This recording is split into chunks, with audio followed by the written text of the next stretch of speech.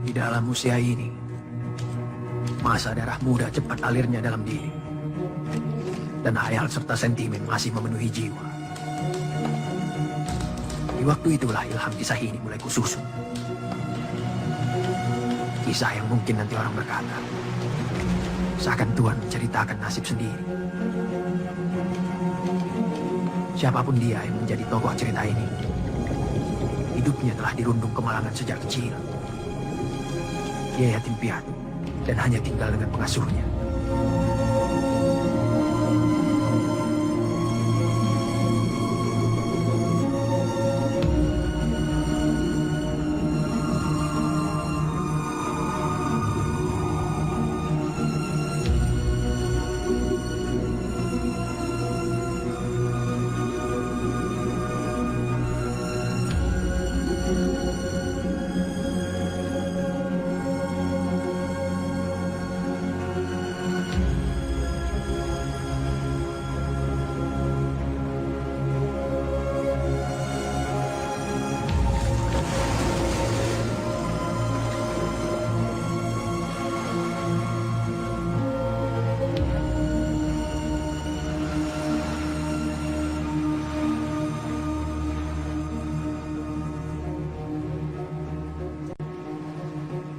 Hatiku memaksaku menulis.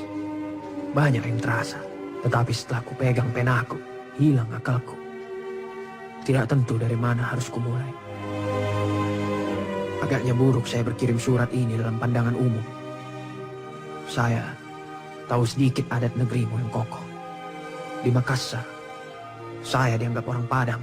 Di sini, saya dianggap orang Makassar. Maaf saya mencurahkan kepedihanku, Hayati. Saya kirimkan surat ini tidak minta dibalas. Hanyalah semata mengadukan hal.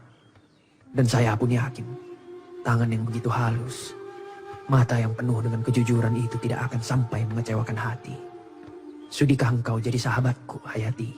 Saya sadar, saya melarat anak orang terbuang, yatim dan piatu. Tapi insya Allah hatiku sangat tulus. Percayalah, akan sulit bagimu bertemu hati yang insya Allah sebersih hatiku. Karena dicuci air mata derita sejak lahir. Wassalam, Zainuddin. Jangan dikecewakan hati orang yang berlindung kepadamu.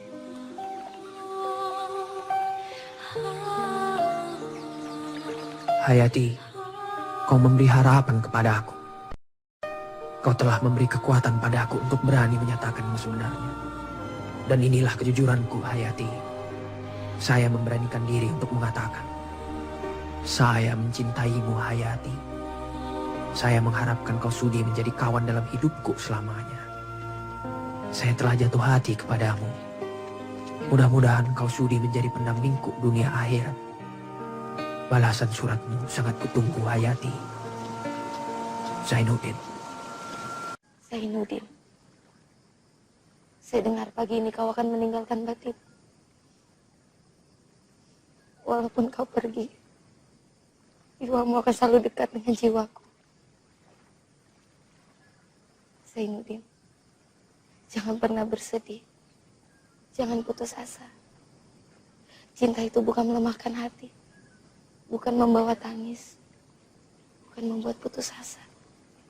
Tetapi cinta itu menguatkan hati, menghidupkan pengharapan. Berangkatlah engkau.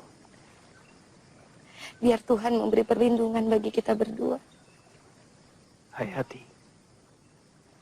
saya putus asa atau saya timbul pengharapan dalam hidup yang belum tentu tujuannya ini.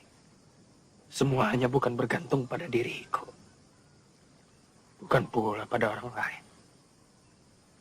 Tapi pada kau, Hayati. Kau yang sanggup menjadikan saya seorang yang gagah berani.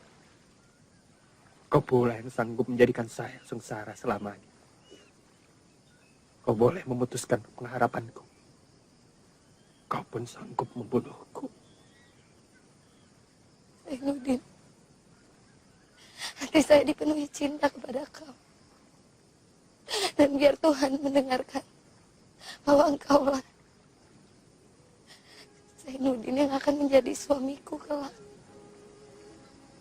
Bila tidak di dunia,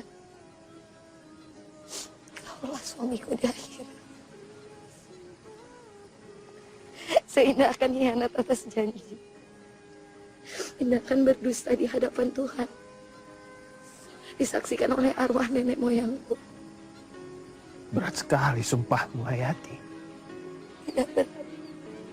Itulah kenyataannya. Dan jika kau berjalan jauh atau dekat sekalipun, entah tidak kembali dalam masa setahun, masa 2 tahun, masa 10 tahun, hitam negeri Batipu ini baru kau kembali. Saya akan tetap menunggu. Carilah kebahagiaan kita. Kemanapun kau pergi, saya tetap untukmu. Dan jika kita bertemu kelak, saya akan tetap bersih dan suci untukmu, kekasihku, untukmu. Baiklah, Hayati. Saya akan berangkat dengan harapan yang penuh. Harapan yang tadinya sebelum kau kelihatan berdiri di sini sudah hampir hilang. Hayati, kirimi saya surat-surat. Dan kalau tidak berhalangan, maka surat-surat itu akan saya balasi pula. Akan saya kirimi sebisa mungkin. Akan saya terangkan segala perasaan di hatiku. Sebagaimana pepatahmu selama ini. Dengan surat, kita lebih bebas menerangkan perasaan.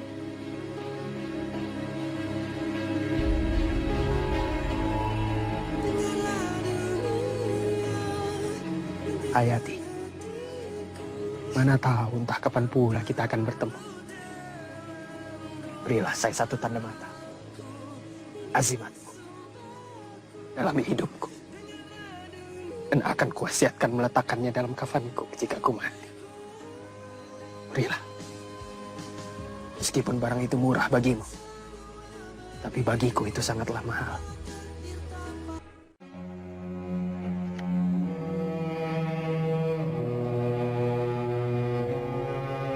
Hayati kekasihku, bagaimana kejadian yang sebenarnya?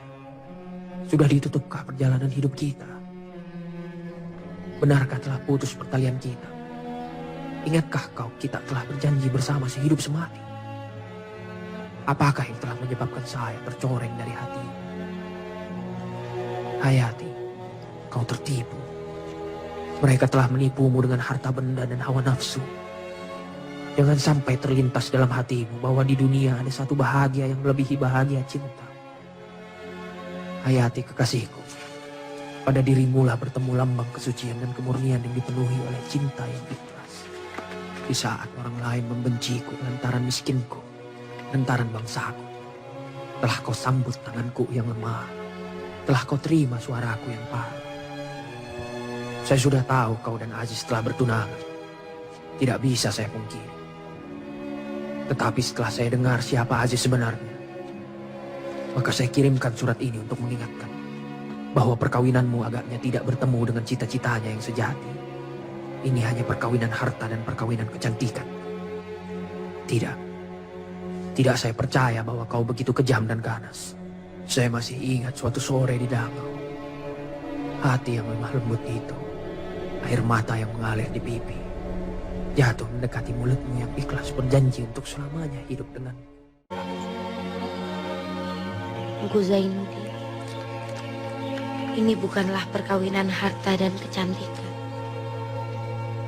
Sayalah yang telah mengambil putusan untuk bersuami Uda Aziz. Lawan saya adalah hati saya sendiri. Sehingga saya terima tawaran ini mama saya.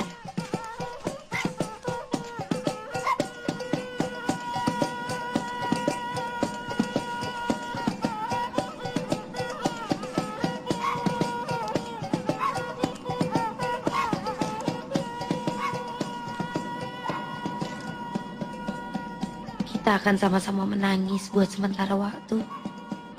Tapi kelak engkau akan sadar bahwa hidup seperti ini yang telah dipilihkan Allah buat kebahagiaan engkau. Engkau pilih sajalah seorang istri yang lebih cantik dan lebih kaya daripada saya. Engkau tahu bahwa saya seorang gadis yang miskin. Dan engkau pun hidup dalam melarat pula. Tak cukup untuk menegakkan rumah tangga. Maka lebih baik kita singkirkan perasaan kita. Dan berpisah.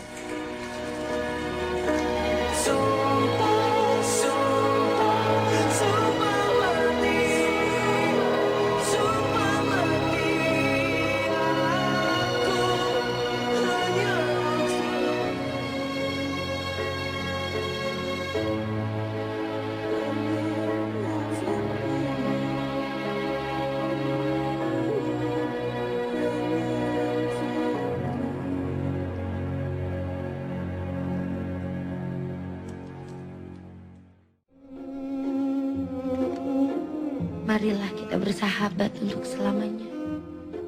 Dan saya harap engkau lupakanlah segala hal yang telah berlalu.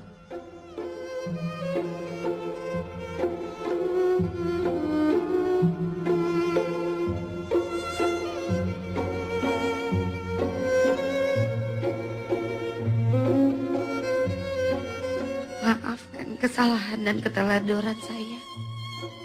Kita pandang saja yang dahulu tidak pernah terjadi. Hayati.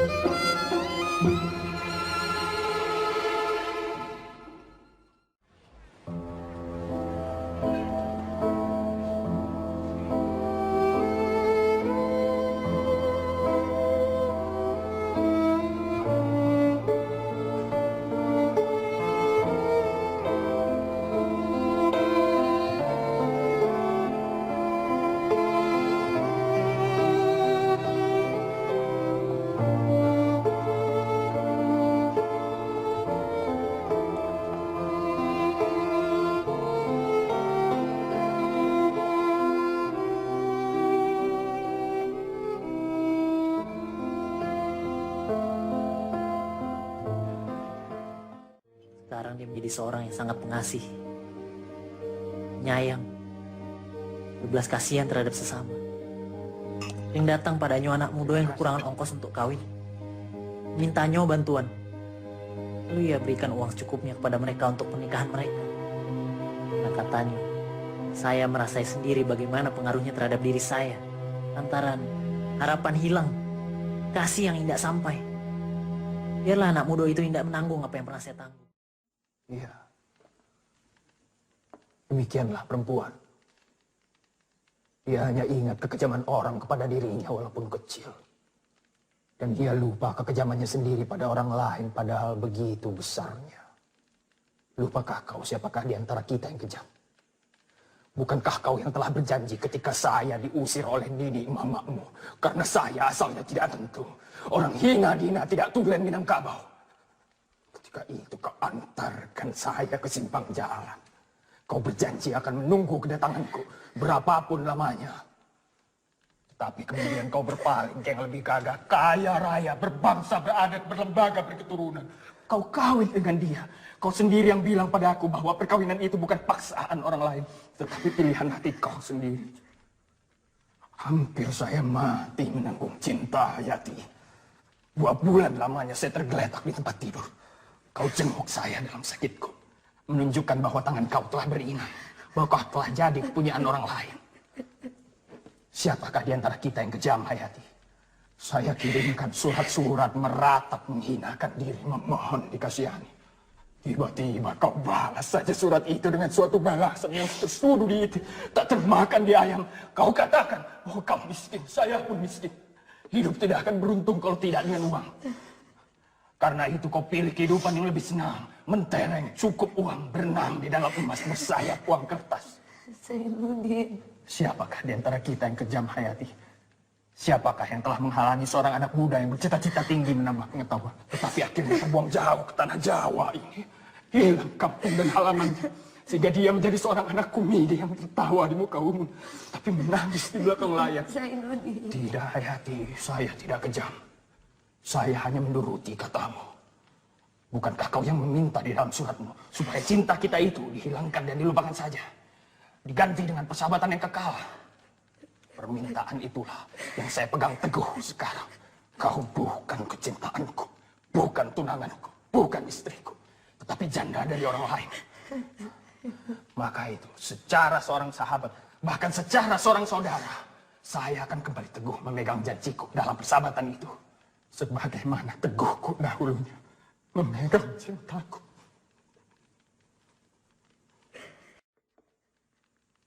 Zainuddin, itukah keputusan yang kau berikan kepadaku? Bukankah kau termasyhur di mana-mana? Seorang yang berhati mulia. Tidak, saya tidak akan pulang. Saya akan tetap di sini bersamamu. Biar saya kau hinakan, biar saya kau pandang sebagai babu yang hina. Saya tak butuh uang berapapun banyaknya, saya butuh dekat dengan kau, Zainuddin.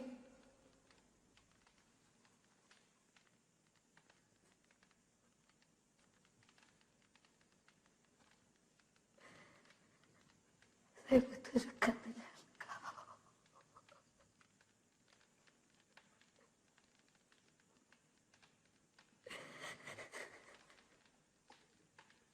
Tidak. Pantang pisang berbuah 2 kali. Pantang pemuda makan sisa. Besok hari Senin, ada kapal berangkat dari Surabaya menuju Tanjung Priok, terus ke Padang. Kapal Van der Wijk. Kau menumpanglah dengan kapal itu pulang ke kampungmu. Kamu berdebar jantungku. Hatiku seakan menolak melihat kapal ini. Kakiku seakan terpaku di bumi. Mengapa saya, Bang Momo? Seakan orang yang akan karam masuk ke laut rasanya. Dan tidak akan timbul lagi. Tenang saja, Onci. Itu hanya perasaan Ci saja.